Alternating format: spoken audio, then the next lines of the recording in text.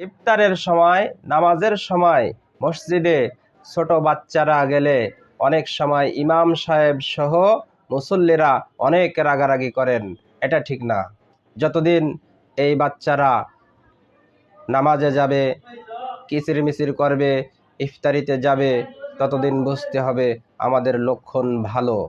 আজকের যারা শিশু, আগামী দিনে তারাই ইমামতি করবে, তারাই মসজিদ পরিচালনা করবে।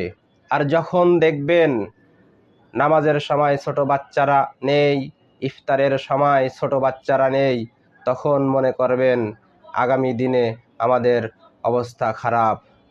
তাই ছোট্ট বাচ্চাদের আমরা সেহেরির সময় উঠাবো, খাওয়ানোর চেষ্টা করব। তারা রোজা থাকতে পারুক আর না পারুক, আমরা ইফতারের সময় তাদের নিয়ে আসব, নামাজের সময় তাদের নিয়ে আসব। এভাবে তাদেরকে নামাজ, রোজা, ইফতার সব কিছুতেই অভ্যস্ত করে তুলতে হবে।